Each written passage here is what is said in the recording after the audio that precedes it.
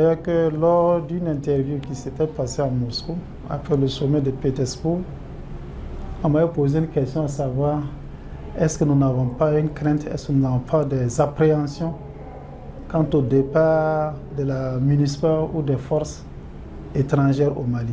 J'avais dit en ce temps, au fait, la vérité, on ne la dit pas. Si un langage de vérité, il faut le dire.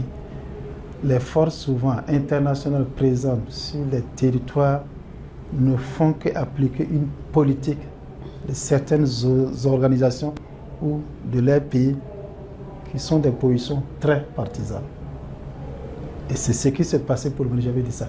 Et effectivement, vous avez dû remarquer, quand les forces internationales sont parties, la MINUSMA est partie du Mali, il y a plus de liberté à circuler. Et le grand effort qui a été fait, ça a été la prise de Kidal, où personne n'avait pensé à ça. Malgré les forces internationales qui y étaient, les Maliens à eux seuls, de leur souveraineté, ont réussi à conquérir Kidal. Et jusque-là, c'est ça.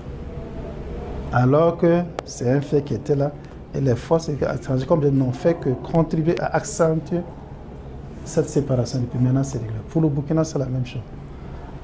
Nous avons, par le passé, on avait demandé, par le partenariat avec la France, notamment à partir des relations qui ont existé depuis le temps colonial, avec la nouvelle vision du gouvernement et surtout du chef de l'État, et de ce que nous vivons réellement sur le terrain, il a été jugé qu'il fallait qu'on mette fin à ce partenariat qu'on trouvait qui n'est pas franc et qui n'était pas gagnant-gagnant. Dans un partenariat, il faut pas que quelqu'un soit là. C'est le grand maître, c'est le donneur de leçons et le reste sur ça ne marchera pas. Nous avons tellement subi dans ça. Et vous arrivez où des zones où vous ne pouvez pas partir. Ou pire, quand il y a des actions qui sont faites, notamment par les groupes terroristes, on vous demande de rester en retrait pour que les forces françaises aillent agir. Non. On a vu comment ça s'est passé. Si vous avez suivi les tentatives qui sont passées à Ouagadougou, les terroristes, la première, ça s'est passé, mais la deuxième, il vous souviendra qu'en ce temps, les forces burkinabées ont dit non, aucune intervention étrangère, nous allons régler notre problème nous-mêmes. Et ça a été fait comme ça.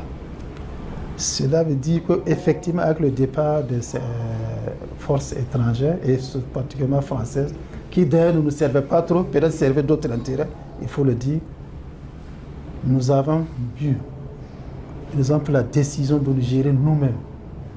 Nous pensons également que personne ne peut faire mieux notre sécurité que nous-mêmes.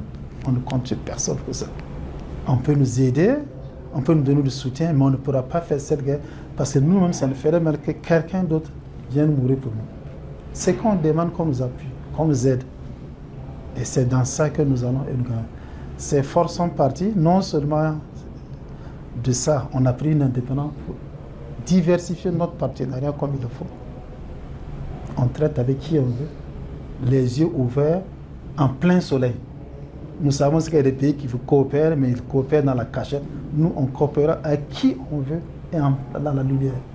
Pour dire qu'on ne se reproche rien, on n'aura peur de personne pour coopérer avec qui on veut. Les répercussions de ce départ des troupes françaises, ça a été qu'on a constaté, effectivement, ça aussi c'est malheureux, il faut le dire, certains blocages, notamment dans certains pays occidentaux où nous avons des partenaires, des conventions pour les formations de militaires qui ont été suspendues. On ne sait pourquoi.